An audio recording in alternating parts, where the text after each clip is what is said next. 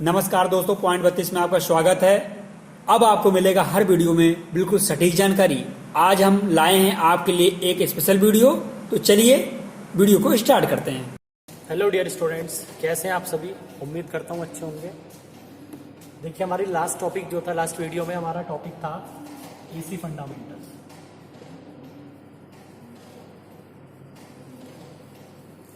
AC fundamentals के अंदर हमने 5 टॉपिक्स क्लियर किए थे अपने, ठीक है। क्या था? DC current, AC current, pulsating DC, time period and frequency. और उसमें मैंने आपको सभी टॉपिक्स लिखवा भी दिए थे जब मैंने चैप्टर स्टार्ट किया था एसी फंडामेंटल्स वाला, तो उसमें आपको सारे टॉपिक्स लिखवाए थे मैंने, ठीक है। तो उसमें हमारे 5 टॉपिक कवर हो पाए थे लास्ट वीडियो के अंदर, ठीक है। तो अगले टॉपिक जो बचे थे वो आज कवर करेंगे, ठीक। तो स्टार्ट करते हैं। नेक्स्ट टॉपिक था हमारा फ्रीक्वेंसी के बाद। लास्ट जो टॉपिक था हमारा फ्रीक्वेंसी था। फ्रीक्वेंसी के अंदर relationship between T and F, ये फ्रीक्वेंसी और टाइम पीरियड के अंदर रिलेशन क्या होता है वो हमने पढ़ लिया था। हमारा अगला टॉपिक था एवरेज वैल्यू।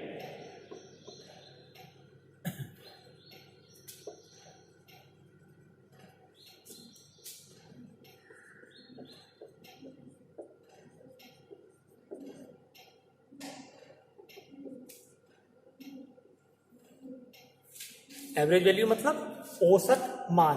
किसका औसत मान? क्या पढ़ रहे हैं हम? एसी फंडामेंटल्स पढ़ रहे हैं। तो क्या होगा? एसी क्वांटिटी का औसत मान। अब उसमें हमारी आइदर करंट और वोल्टेज, यानी कि या तो करंट हो सकता है या वोल्टेज हो सकती है। विद्युत धारा या विद वोल्टेज, वोल्टता जिसको बोलते हैं, ठीक है। तो उसको हम समझाते हैं आपको।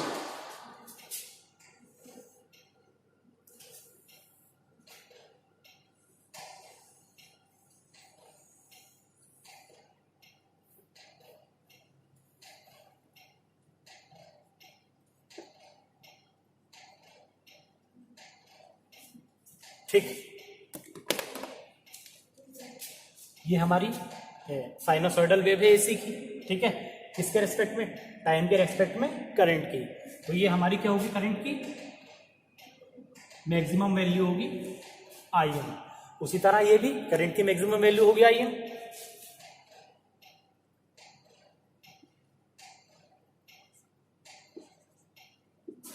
ये होगी प्लस आईएम और ये होगी माइनस आईएम। ये प्लस की होंगी क्योंकि ये पॉजिटिव रीजन के अंदर है और ये नेगेटिव रीजन के अंदर है। यहां से यहां तक मैग्नीट्यूड चेंज हो, यहां तक आया, करंट यहां से यहां तक पहुंची, मैक्सिमम हुई, फिर डाउन होनी स्टार्ट हुई, जीरो पर आ गई, फिर जीरो से स्टार्ट होकर नेगेटिव रीजन में गई और मैक्सिमम पॉइंट तक पहुंची। उसके बाद फिर क्या हुआ? फिर जीरो हुई। तो ये हमारी करंट की मैक्सिमम वैल्यू आईएम और ये भी आईएम, ये पॉजिटिव और ये नेगेटिव, ठीक है। तो क्या होता है औसत मान? मान लीजिए हमने मैथमेटिक्स के अंदर भी औसत पढ़ा होगा। औसत में क्या होता है? मान लीजिए आपके 3 सब्जेक्ट के मार्क्स, आपने किसी सब्जेक्ट में 40 मार्क्स अचीव किए, किसी में 50 अचीव किए और किसी में 30 अचीव किए। तो आपसे उनका अगर एवरेज या औसत पूछा जाएगा तो क्या करेंगे आप? तीनों को क्या करेंगे? ऐड कर देंगे और 3 से डिवाइड कर देंगे। तो क्या होगा? इनको ऐड करके और डिवाइड करके जो आएगा हमारा, टोटल 3 वैल्यू ना, 1 2 3 40 50 30, 3 सब्जेक्ट की, एक में आपके 40 मार्क्स आए, एक में आपके 50 मार्क्स आए और एक में 30 मार्क्स आए। इन तीनों को ऐड करके इनके नंबर से डिवाइड कर देंगे तो क्या आ जाएगा हमारा? 120/3 यानी कि 40। तो आपने क्या किया? आपसे अगर औसत मार्क्स, औसत आपके अंक पूछे जाएं, एवरेज मार्क्स या औसत अंक पूछे जाएं तो क्या होंगे आपके? 40, यानी कि औसतन आपने 40 अंक प्राप्त किए। उसी तरह से एसी क्वांटिटी के अंदर हम क्या करते हैं? पूरी एक कंप्लीट साइकिल की औसत वैल्यू लेते हैं, एवरेज वैल्यू, ठीक है। किस तरह? एक और दूसरा एग्जांपल बताता हूं आपको। मान लीजिए आपने शेयर मार्केट के अंदर पैसा इन्वेस्ट किया हुआ है, ठीक है। शेयर मार्केट के अंदर आपने पैसा इन्वेस्ट किया, ये शुरू के पूरे एक दिन के अंदर 24 घंटे जिसमें होते हैं, ठीक है। 24 घंटे में आपने शेयर मार्केट के अंदर कितना पैसा इन्वेस्ट किया? मान लीजिए 10,000 रुपए इन्वेस्ट किया। यहां से यहां तक 10,000 इन्वेस्ट करके आपने 10,000 रुपए कमा लिए 12 घंटे के अंदर। अगले 12 घंटे में वो 10,000 रुपए गवा दिए, ठीक है। यहां से यहां तक 10 कमाए, 12 घंटे में 10,000 रुपए कमाए और अगले 12 घंटे में वो 10,000 रुपए गवा दिए। तो आपसे आपका औसत पूछा जाएगा कि आपने कुल कितने रुपए कमाए। तो क्या होगा? आपने 10,000 कमाए, ठीक है, और 10,000 गंवा दिए, ठीक। तो कितनी हो गई टोटल? 2। एक वैल्यू ये, एक ये, ठीक है। अब क्या करते हैं हम, दोनों वैल्यू को ऐड करते हैं, ये कमाए तो ये पॉजिटिव होंगे, ये गवाए तो ये निगेटिव, तो पॉजिटिव निगेटिव क्या हो जाएगा, 10 में से 10 गया 0, 0/2 क्या होता, ठीक है, यहाँ 0, 0/2 तो क्या हो जाएगा 0। तो मतलब क्या हुआ, आपने ना ही कुछ, आपको कोई भी फायदा नहीं हुआ 24 घंटे के अंदर, तो औसत इसीलिए निकाला जाता, ठीक है। तो IM क्या है हमारी,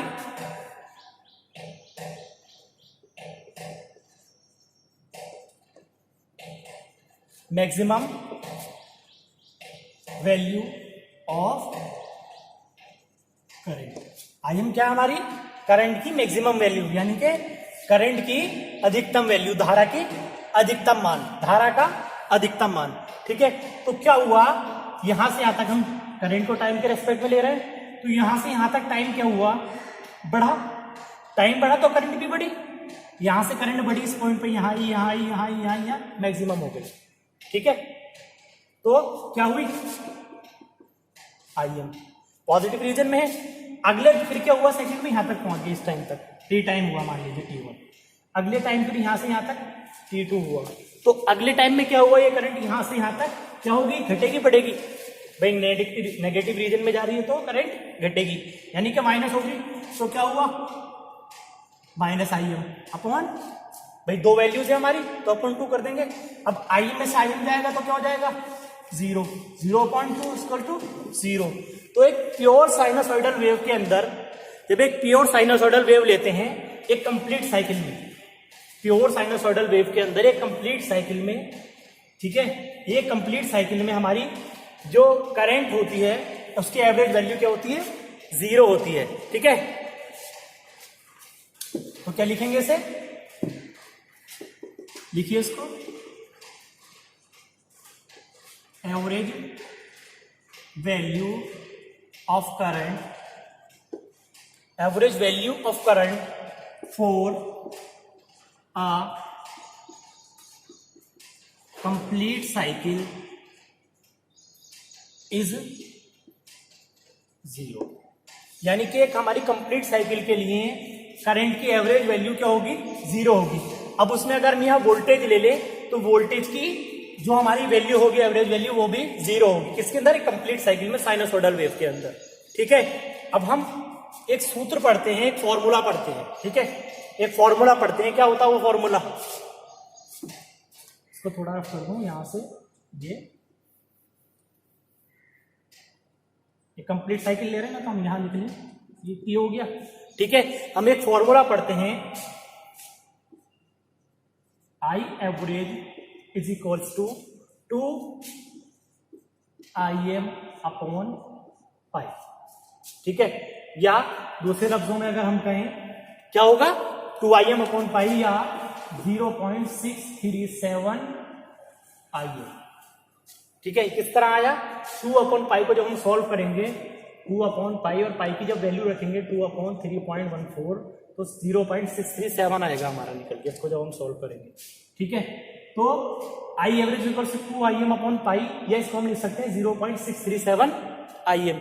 इसी प्रकार के जब हम वोल्टेज लेंगे, वोल्टेज की एवरेज वैल्यू लेंगे, तो वो क्या होती, 2VM अपॉन पाई, और इसकी भी क्या होती है वैल्यू, 0.637 VM, ठीक है। हम एवरेज वैल्यू के लिए ये फॉर्मूला पढ़ते हैं ना, बट इसमें क्या आ रहा, तो 0 आ रही है IM, maximum value of current क्या हुआ हमारी, IM है, और IM माइनस IM अपॉन 2 क्या हो रहा, 0।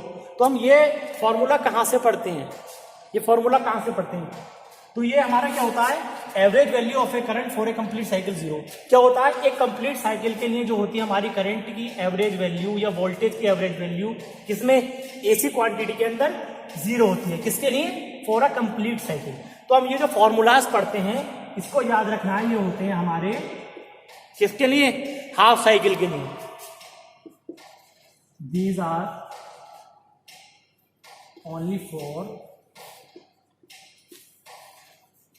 हाफ साइकिल, ठीक है, क्लियर है भाई। हमारी एक जो कंप्लीट साइकिल है उसमें अगर हम करंट या वोल्टेज की वैल्यू लेंगे इसी क्वांटिटी के अंदर, तो वो क्या होगी, ऑलवेज जीरो होगी, हमेशा जीरो रहेगी। कंप्लीट साइकिल के लिए करंट की या वोल्टेज की वैल्यू एसी क्वांटिटी में जीरो होगी। और हाफ साइकिल के लिए हम फॉर्मूलाज पढ़ते हैं ये, ठीक है। आगे बढ़िए इसी प्रकार। एवरेज वैल्यू क्लियर है, क्या होती है एवरेज वैल्यू? भाई मैंने मैथमेटिकली भी समझा दिया है आपको और थ्योरेटिकली भी समझा दिया है, ठीक है। अगला टॉपिक है हमारा आरएमएस वैल्यू।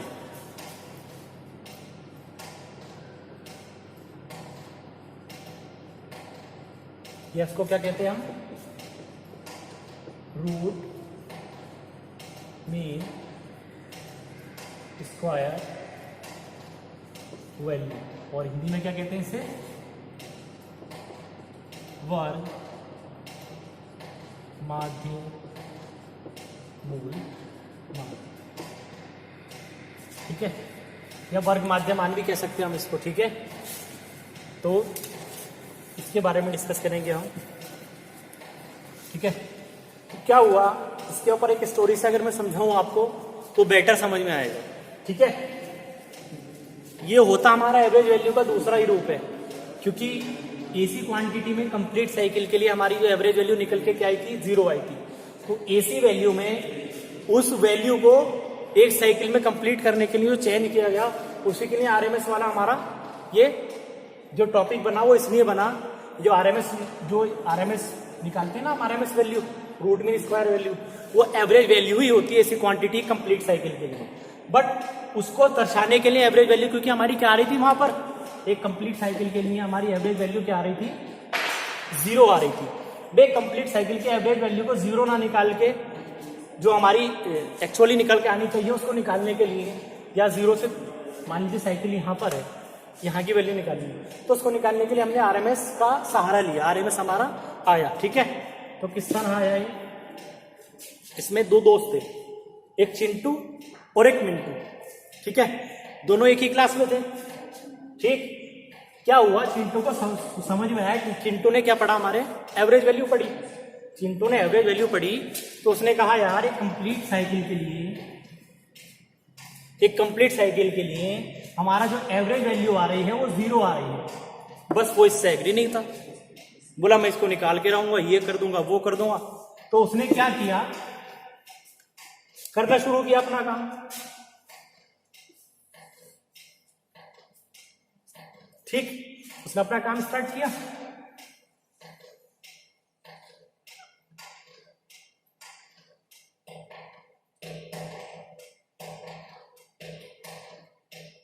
करंट आई और ये ठीक। चिंटू ने अपना काम करना स्टार्ट कर दिया। क्या किया उसने कि यहां हमारी एसी क्वांटिटी, यहां करंट हमारी आई 4 एम्पियर की इस पॉइंट पर, ठीक। इस पॉइंट पर करंट हमारी आई 6 एम्पियर, ठीक। फिर अगली साइकिल पे पहुंचा, यहां करंट की वैल्यू आई 4 एम्पियर, तो ये -4 एम्पियर हो जाएगा क्योंकि नेगेटिव डायरेक्शन में है। फिर यहां करंट आई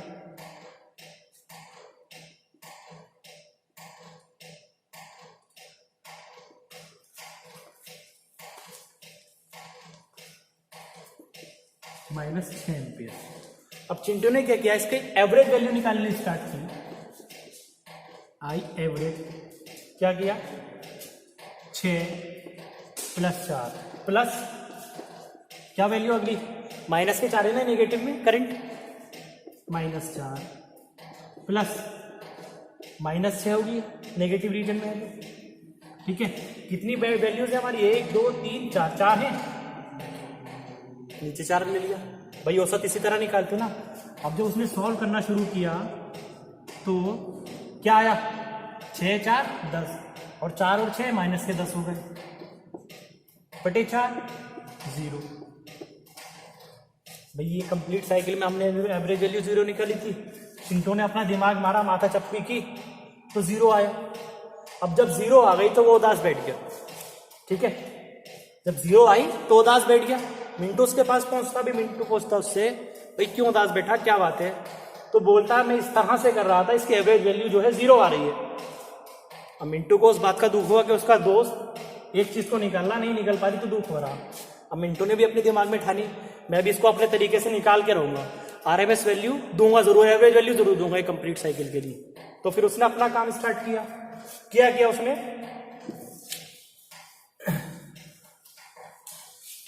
क्या किया भाई, करंट हमारी यहां से बढ़ी 4 हुई और ऊपर गई 6 हुई, मैक्सिमम से आके नीचे आई, फिर यहाँ फिर निगेटिव रीजन में पहुंची 4 फिर 6। अब यहाँ के कंप्लीट साइकिल के लिए एवरेज वैल्यू हमारी ऑलवेज 0 होती है, उसने यहां माइंड किया, उसने क्या, उसने काम ये किया, उसने टोटल करंट का स्क्वायर कर दिया। ठीक, कैसे किया स्क्वायर भाई, 4 है 4 का स्क्वायर कर दिया, प्लस 6 का भी स्क्वायर कर दिया, फिर -4 का भी स्क्वायर कर दिया, फिर क्या किया, फिर -6 का भी स्क्वायर कर दिया।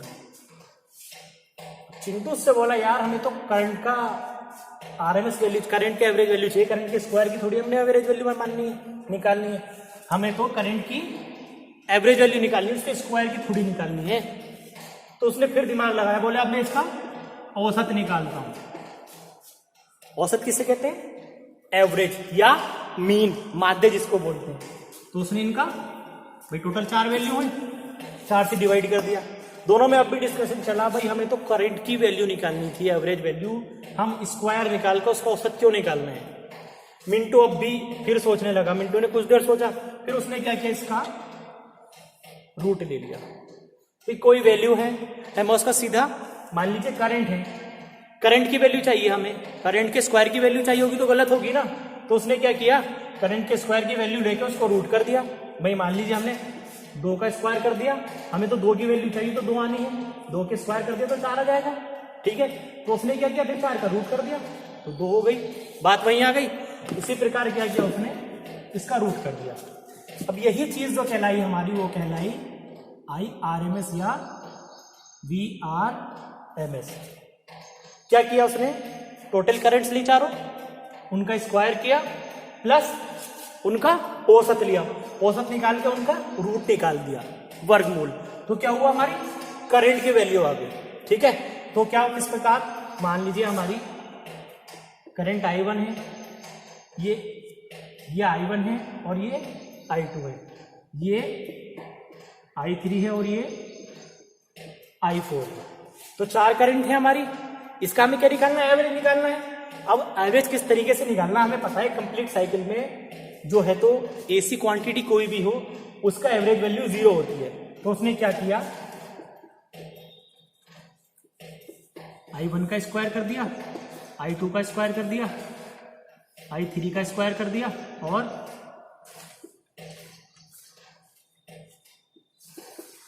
I4 का स्क्वायर कर दिया और उनका औसत ले लिया। औसत निकाल के क्या किया, उसका रूट चढ़ा दिया। तो यही चीज क्या कहलाई हमारी, आरएमएस वैल्यू, यानी कि एवरेज वैल्यू को क्या कहा गया, आरएमएस वैल्यू। ये हमारी होती है एवरेज वैल्यू ही है, बट एक कंप्लीट साइकिल के लिए हमें अगर करंट अलग अलग दी जाए तो क्या होगा, उसकी आरएमएस वैल्यू निकालनी पड़ती है।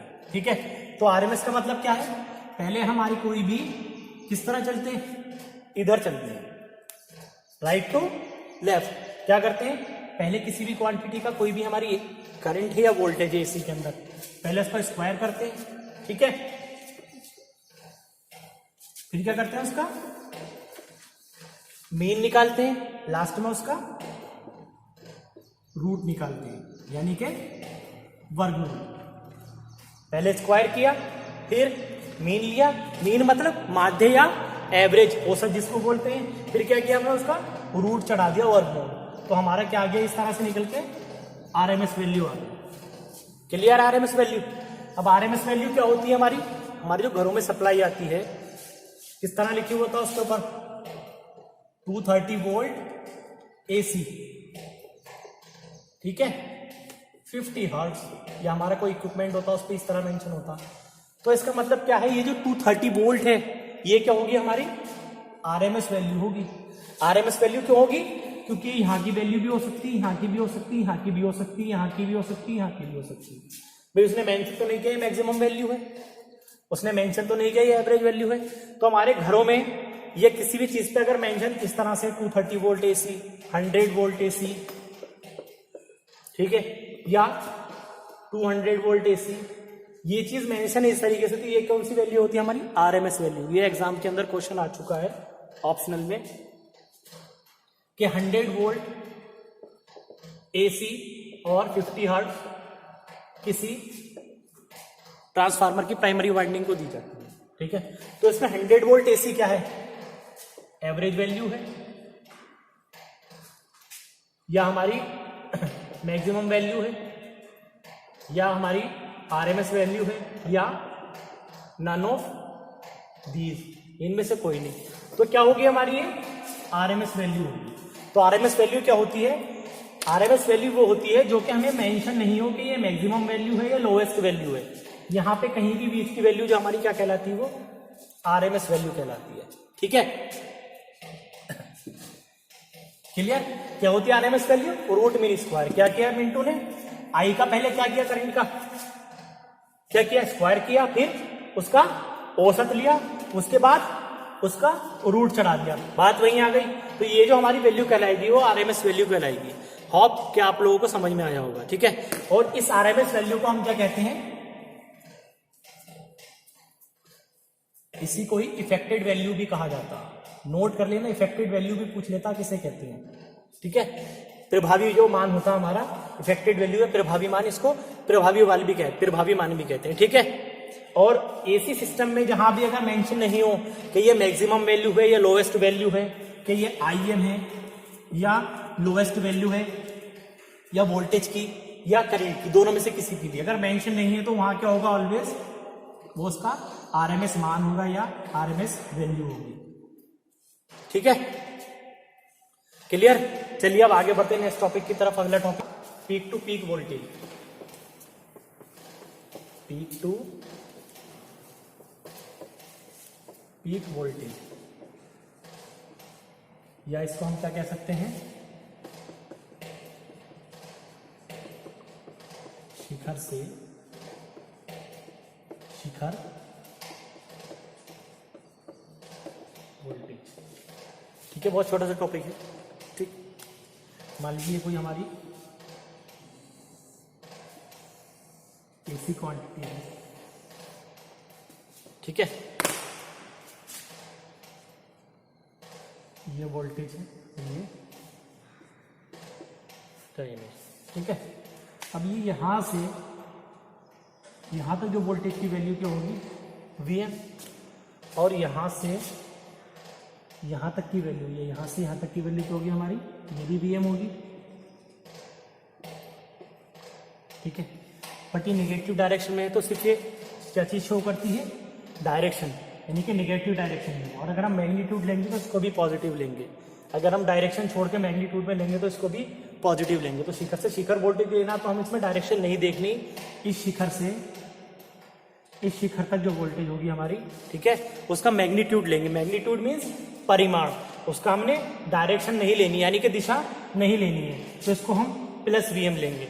तो यहां से यहां तक, यहां ये एक Vm ये और एक Vm ये, तो क्या होगा? पीक टू पीक, या इस तरह लिख लीजिए आप, peak to peak voltage. Peak to peak voltage क्या होगी? एक Vm ये और एक Vm ये, कितना हो जाएगा? Vm plus Vm is equals to क्या हो जाएगा? 2Vm। तो यही क्या होता है हमारा पीक टू पीक वोल्टेज होता है, यानी कि एसी क्वांटिटी के इस शिखर से इस शिखर तक, इस पॉइंट पीक से इस पीक तक जो वोल्टेज होगा यहाँ होगी हमारी, वो 2Vm होगी। इसमें हमने सिर्फ मैग्नीट्यूड लेना है, डायरेक्शन नहीं लेनी है। तो मैग्नीट्यूड में ये भी Vm और ये भी Vm, तो क्या हो जाएगा? 2Vm। ऐसा नहीं करना कि Vm माइनस Vm, तो ये 0 हो जाएगी शिखर से शिखर वोल्टेज, ठीक है। चलिए एक इसी पे एक न्यूमेरिकल देता हूं छोटा सा।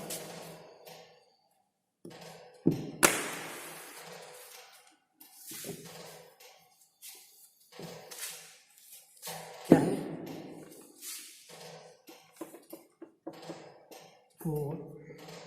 400 volt AC, 400 volt AC, what is peak to peak voltage, यानी कि 100 वोल्ट एसी है अगर हमारी गिवन सप्लाई है, उसमें पीक टू पीक वोल्टेज क्या होगी, ठीक है। तो इसमें क्या निकालना हमें, peak to peak voltage 2 VM की वैल्यू निकालनी है, यानी कि VM की वैल्यू निकालनी है हमें, क्या होगी, करो सॉल्व। देखो मैंने एवरेज वैल्यू पढ़ा दी है और RMS वैल्यू पढ़ा दी है। RMS वैल्यू और उसमें दोनों में मैंने आपको लिखवाया है दोनों की वैल्यू, ठीक है। बताओ, ठीक है। तो RMS एक छोटा सा मैं लिख के बता देता हूँ कि RMS वैल्यू में मैंने लिख के आपको वो चीज़ नहीं बताई, एक छोटी सी चीज़ रहेगी। जैसे मैंने एवरेज वैल्यू पढ़ाई है I एवरेज या V एवरेज, तो I एवरेज क्या था हमारा 2IM अपॉन पाई, ठीक है, या 0.637 IM। उसी प्रकार इसकी अगर हम बात करेंगे, ठीक है, तो 2VM upon pi is equal to 0.637 IM, ठीक। अब इसी तरह हमने RMS वैल्यू की एक जो लिखना भूल गया था, शायद ये लिखी होगी नहीं होगी, IRMS क्या होता है IM अपॉन √2 या 0.707 IM, या VRMS की अगर हम बात करें VM upon √2 is equals to 0.707 VM। Clear, क्या हुआ, IM की वैल्यू हमने I एवरेज ये, V एवरेज ये, IRMS ये और VRMS ये, क्योंकि हम ये फॉर्मूलाज पढ़ते हैं, ठीक है ना। तो इसकी जो वैल्यू आएगी वो निकाल के बताइए हमें, गिवन है सब। 100 वोल्ट AC मैंने बताया था कि इस तरह से कहीं गिवन है, तो वो क्या वैल्यू है, वो है हमारी RMS वैल्यू। तो 100 वोल्ट AC है, ठीक है, तो क्या हो गया, ये वोल्टेज की वैल्यू होगी। कौन सा वोल्टेज की वैल्यू, VRMS गिवन है, तो आप हमें पीक टू पीक वोल्टेज निकाल दीजिए, 2 VM की वैल्यू क्या होगी।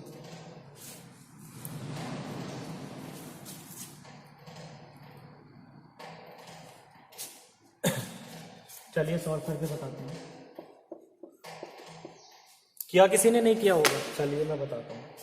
देखिए हमें जो है 100 वोल्ट AC गिवन है, तो 100 वोल्ट AC मैंने बताया था आपको RMS वैल्यू में कि हमें कुछ भी अगर मेंशन नहीं है कि 100 वोल्ट मैक्सिमम करंट है, मैक्सिमम वोल्टेज है, तो अगर गिवन है मैक्सिमम है या लोएस्ट है तब तो RMS वैल्यू नहीं होगी, और अगर मेंशन नहीं है, गिवन नहीं है, तो क्या होगी ये RMS वैल्यू। तो 100 वोल्ट है तो क्या होगा, ये वोल्टेज होगा, उसकी वैल्यू ये RMS की वैल्यू होगी कितनी, 100 वोल्ट। अब VRMS का फॉर्मूला क्या होता है हम जानते हैं, VRMS is equals to VM upon √2, ठीक है, या ये भी लिख सकते क्या, ठीक है। तो लिखिए, इस तरह लिख लीजिए 0.707 VM, ठीक। अब यहाँ से हमें किसकी वैल्यू निकालनी है, VRMS दिया हुआ, VM की वैल्यू निकालनी, तो VM को क्या करेंगे, यहीं रोक देंगे, इसको इसके नीचे ले जाएंगे, ठीक है। तो VM को यहीं रोका, VRMS अपॉन 0.707, क्लियर। अब क्या करेंगे आगे, VM दिया हुआ है हमें, VRMS की वैल्यू गिवन है, तो RMS की VRMS की वैल्यू रख दीजिए, कितनी है 100 अपॉन 0.707 हो गया, और 1/707 क्या होता है, √2 होता है, तो ये हो जाएगा 100√2 वोल्ट, ठीक है। देखिए VRMS से हमने VM निकाल लिया, अब क्या कर देंगे हम, पीक टू पीक वोल्टेज निकालेंगे। पीक टू पीक वोल्टेज क्या होता है, 2 VM, तो peak to peak voltage is equals to 2 into VM। तो पीक टू पीक 2 VM में होता हमारा, तो अब यहाँ वैल्यू रख दीजिए VM की, peak to peak voltage short में लिख दिया मैंने, आपको फुल पूरे में लिखना है, ठीक है। 2 इंटू 100 इंटू √2, यानी कि 100√2 भी लिख सकते हैं। अब इसको सॉल्व कीजिए, P टू पी वी जी क्या हुआ, 200 हो जाएगा, 200 की मल्टीप्लाई करो उसको, ये भी लिख दो, 200 इंटू √2 की वैल्यू 1.5 414 1.414 होती है हमारी इसकी वैल्यू, ठीक है। तो क्या हुआ, 2 से मल्टीप्लाई कर दो, 0 बाद में लगा देना। 2 4 जा 8, 2 1 जा 2, 2 4 जा 8, 2 1 जा 2। अब देखिए कितने के बाद 0 है, 2 0 और लगा देंगे हम, ठीक है। कितने के बाद, 3 के बाद पॉइंट है, पॉइंट लगा दिया। तो क्या आ गया हमारा आंसर, 282.8 वोल्ट। तो पीक टू पीक वोल्टेज क्या आ गई हमारी, 282.8 वोल्टेज, ठीक है। इसको उतार लीजिए, फिर आगे बढ़ते हैं नेक्स्ट टॉपिक की तरफ। चलिए नेक्स्ट टॉपिक हमारा है फॉर्म फैक्टर, ठीक है। फॉर्म फैक्टर, इसको शॉर्ट में लिखते हैं KF, या हिंदी में कहते हैं इसको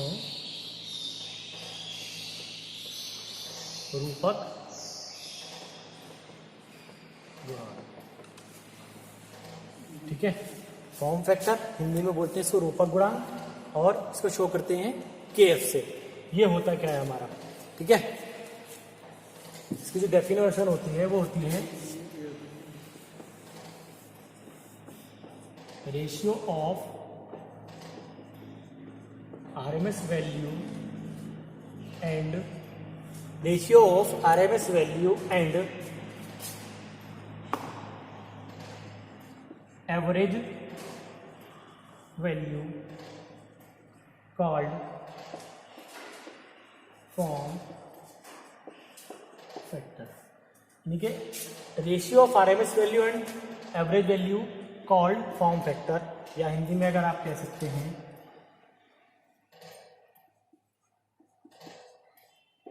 RMS मान तथा औसत मान के अनुपात को, RMS मान तथा औसत मान के अनुपात को क्या कहते हैं, रूपक गुणांक कहते हैं। रूपक गुणांक कहते हैं। क्लियर बात। Ratio of RMS value and average value called form factor, RMS मान तथा औसत मान के अनुपात को रूपक गुणांक कहते हैं, ठीक है। अब RMS वैल्यू क्या होती है हमारी, देखिए फॉर्म फैक्टर किससे शो करते हैं, KF से। RMS वैल्यू हमारी क्या होती है, यहां लिखा है मैंने, वोल्टेज की ले लो या करंट की ले लो। किसकी लेंगे हम, वोल्टेज, इसकी करंट की ले लीजिए।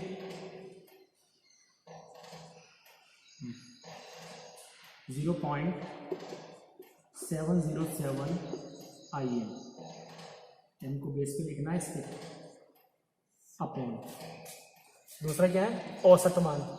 औसत मान में क्या है, 0.637 IM, 0.637 IM, ठीक। क्या हुआ, RMS मान तथा औसत मान, कि RMS मान ये होता है करंट का, और औसत मान क्या होता है, ये होता है।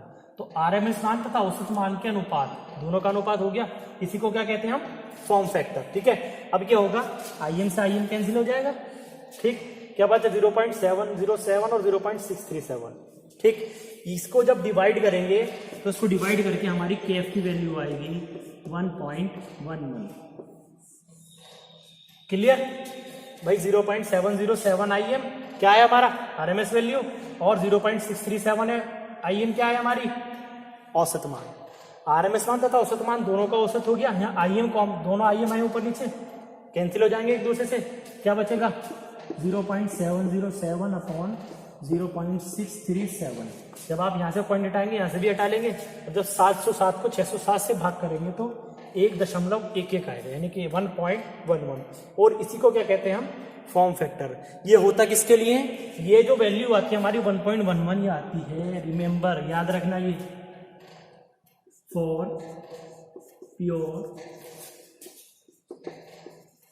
Sinusoidal wave. अगर वेव हमारी ऑल्टरनेटिंग, जो हमारी ऑल्टरनेटिंग क्वांटिटी होगी, आइदर AC में क्या कहेंगे हम आइदर करंट और voltage. In AC quantity either voltage और करंट क्या होगा, KF 1.11 होगा। किसके लिए, साइनोसॉइडल वेव के लिए। यानी कि अगर साइनोसॉइडल वेव है हमारी एसी क्वांटिटी की, करंट की या वोल्टेज की, तो हमारा फॉर्म फैक्टर क्या आएगा, 1.11 आएगा। ठीक है, उतारो इसको जल्दी से फटाफट। अगला टॉपिक है हमारा peak factor.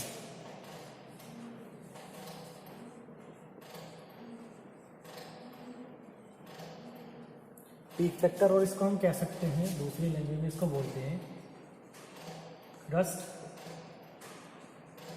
Factor. Peak factor को क्रस्ट फैक्टर भी कहते हैं। ठीक है, अब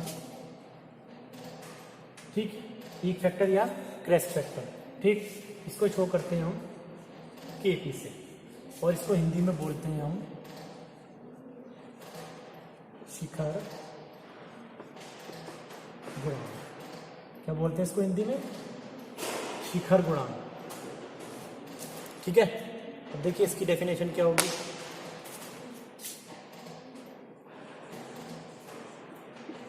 रेशियो ऑफ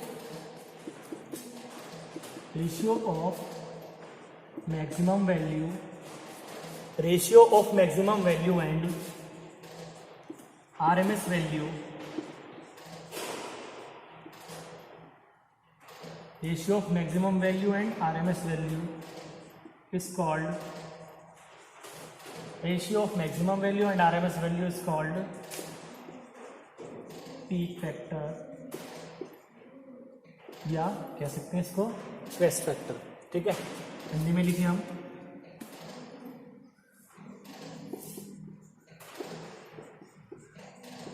अधिकतम मान।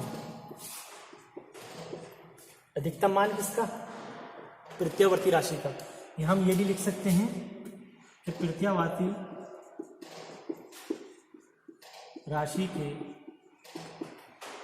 राशि के अधिकतम मान तथा वर्ग माध्य मान को,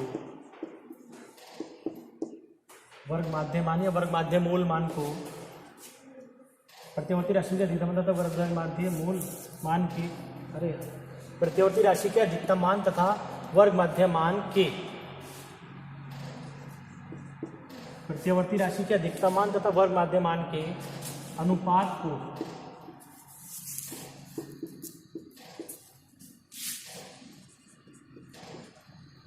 को क्या कहते हैं, शिखर गुणांक। शिखर गुणांक कहते हैं। ठीक है, प्रत्यावर्ती राशि के अधिकतम मान तथा वर्ग माध्य मान को ही शिखर गुणांक कहते हैं। ऐसे यहाँ पर रेशियो ऑफ मैक्सिमम वैल्यू और RMS value of AC quantity इस तरह भी कर सकते हैं हम, इस कॉल्ड पीक फैक्टर। ठीक, क्योंकि एसी फंडामेंटल्स पढ़ने तो इसी की बात होगी। ठीक है, तो अब रख लीजिए क्या, पीक फैक्टर। ठीक है, पीक फैक्टर को शो करते हैं KP से। अधिकतम मान क्या होता, मान लीजिए करंट कहीं ले रहे हैं तो IM होगा, वोल्टेज का लेंगे तो VM होगा। भाई कोई भी ऐसी क्वांटिटी वोल्टेज है या करंट है, अगर IM में बात करें, करंट में बात करें तो IM लेंगे, वोल्टेज में बात करें तो VM लेंगे, और उसी का ही हमें वर्ग माध्य मूल मान लेना पड़ेगा। जिसका अधिकतम मान लेंगे उसका ही वर्ग माध्य मूल मान लेना पड़ेगा। तो हमने यहाँ किसका लिया, करंट का लिया, तो IM हुआ। ठीक है, तो करंट का क्या होगा हमारा वर्ग माध्य मान या RMS वैल्यू क्या है देख लीजिए। अगर वहां अभी तक आपने याद नहीं की है तो यहाँ से देख लीजिए, करंट की क्या होगी 0.707 IM, 0.707 IM। क्लियर, क्या होगा, IM से IM कैंसिल हो जाएगा, क्या बचेगा 1/0.07, और इसकी वैल्यू होती है √2 या 1.414। ठीक है, 1.414 इसकी वैल्यू हो गई है।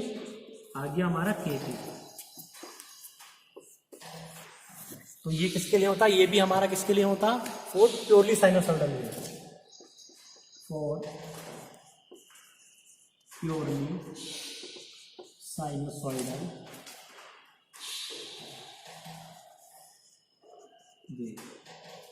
क्लियर हुआ?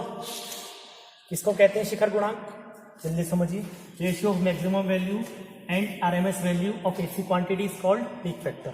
एसी क्वांटिटी नहीं भी आप मेंशन करेंगे तो भी आप मैक्सिमम वैल्यू और आरएमएस वैल्यू के अनुपात को क्या कहते हैं? अधिकतम मान तथा वर्ग माध्यमूल मान के अनुपात को शिखर गुणांक कहते हैं। पीक फैक्टर केपी से शो करते हैं। हमारी जो है किसका अनुपात है? मैक्सिमम वैल्यू नहीं, अधिकतम मान का। तो अगर हम करंट का लेंगे तो करंट का लिख लेंगे आईएम, वोल्टेज का लिखेंगे तो वीएम लिखेंगे। तो करंट का लिया तो आईएम लिख लिया हमने, और इसी का ही हम क्या लेंगे? RMS value.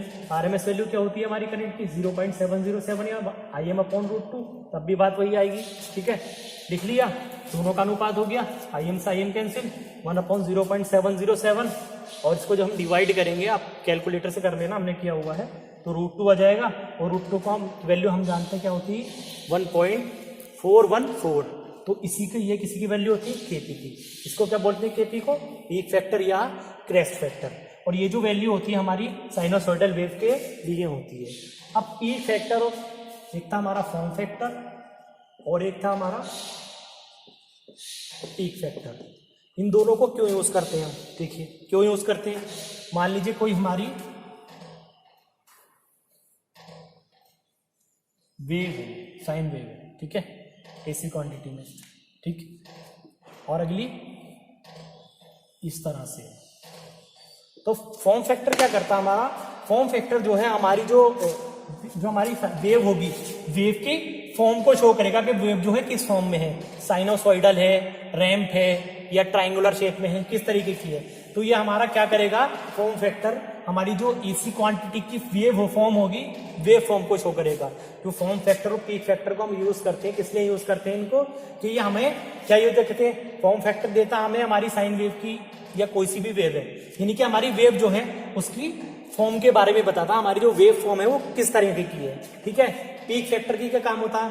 पीक फैक्टर हमें बताता है कि मान लीजिए देखो, पहले हमारी जो वेव फॉर्म है वो ये है, ठीक, अगली वेव फॉर्म ये है। इसमें पीक बताता हमारे कितने पीक आ रहे हैं, यानी कि जो हमारी साइन वेव है उसमें कितना ज्यादा पीक आ रहा, कितना ढाल आ रहा है।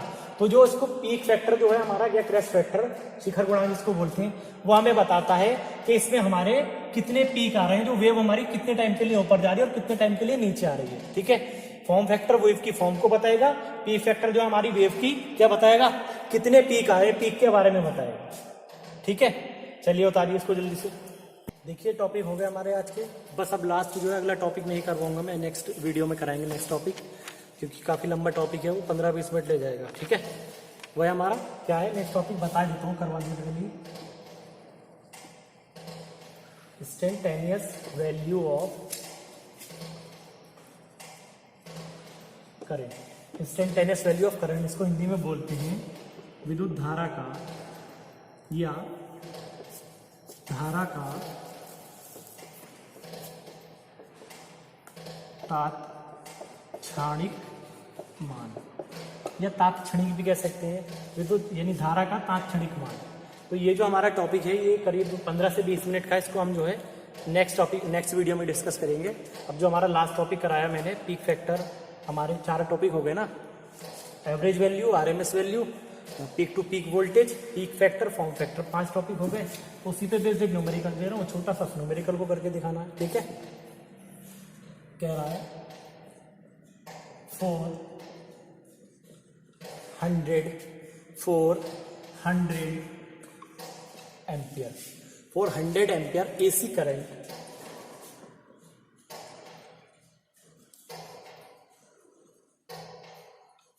Ampere AC current, find out the average value of current.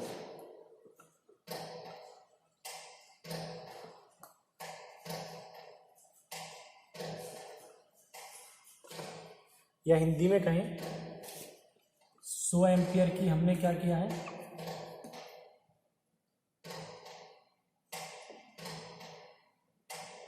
100 ampere की धारा प्रवाहित की है।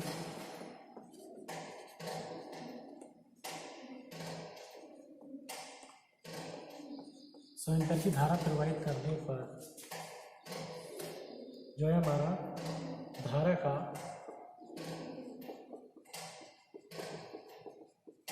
औसत मान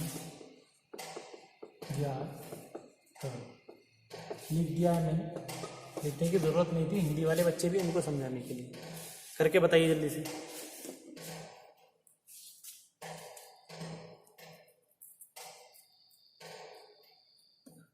चलिए शुरू करते हैं, टाइम हो रहा। क्या है, देखिए 100 मैंने बताया था आपको आरएमएस वैल्यू जब मैंने पढ़ाई आपको कि हमने कोई भी करंट या वोल्टेज की वैल्यू दी हुई है, 200 वोल्टेज, 300 वोल्टेज, 100 एम्पियर, 200 एम्पियर,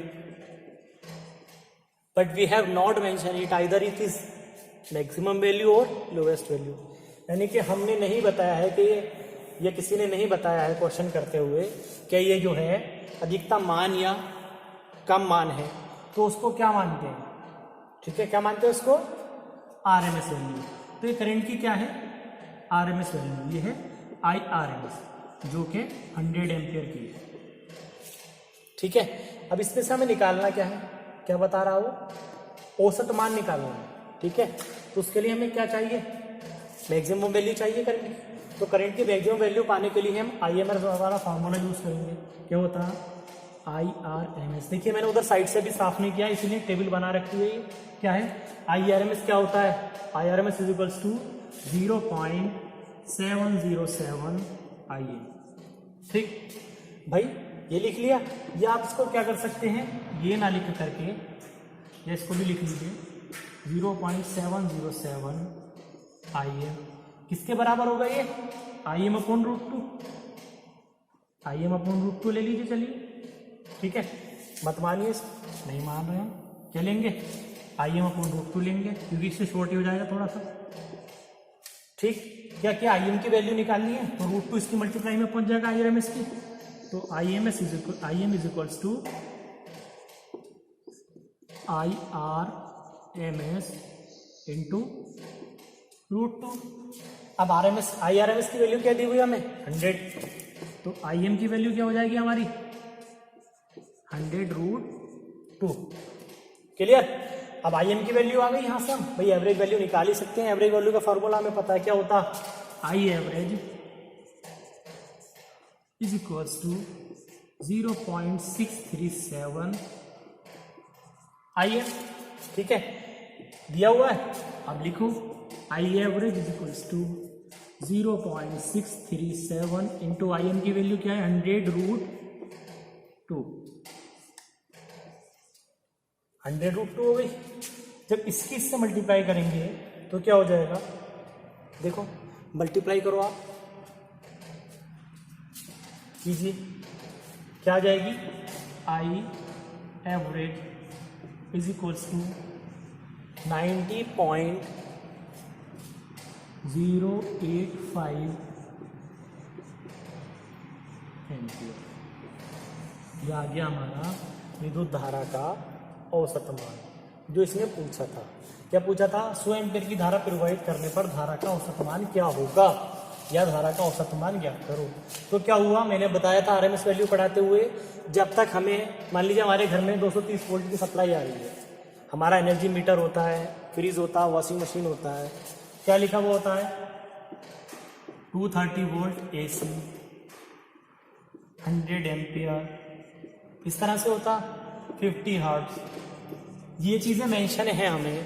तो जब हमें ये चीज़ मेंशन है और ये नहीं बता रहा वो मेंशन करते हुए कि हमने जो है घर में 230 वोल्टेज दिए हुए हैं, इसमें फला चीज़ निकालनी है, मेंशन नहीं किया कुछ भी।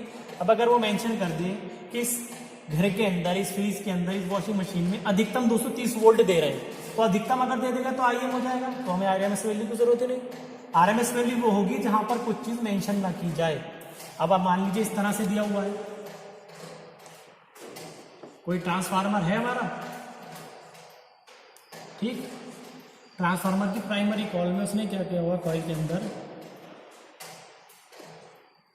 150 वोल्ट AC और 50 हर्ट्ज की सप्लाई दी हुई है, ठीक है। तो अब मैं पूछूं इसके अंदर जो वैल्यू है, ये एवरेज वैल्यू है, मैक्सिमम वैल्यू है, RMS वैल्यू है, या इनमें से कोई नहीं है। सीधी सी बात है, जब इसने मेंशन नहीं किया हुआ कि मैक्सिमम नहीं है, कोई सी नहीं है, तो कौन सी वैल्यू होगी, ना ही ये होगी, ना ही ये होगी, और ये तो होगी नहीं, तो क्या होगी, RMS वैल्यू। तो इसने शो किया है 100 एम्पियर धारा प्रवाहित की जा रही, मतलब RMS मान हमें सीधा समझ लेना चाहिए।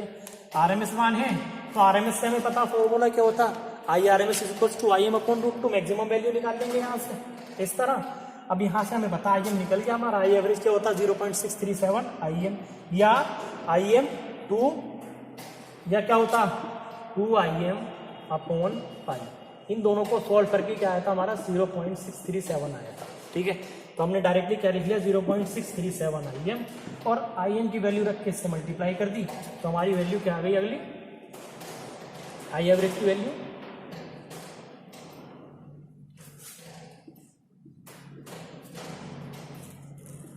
क्या है एवरेज 90.085 एम्पियर। ठीक है, चलिए थैंक यू। अब जो अगले टॉपिक आपके बचे हुए हैं इस चैप्टर के नेक्स्ट क्लास में डिस्कस करेंगे। कोई अगर क्यूरी है तो आप क्वेश्चन पूछ सकते हैं हमें कमेंट सेक्शन में। बाकी थैंक यू फॉर वॉचिंग।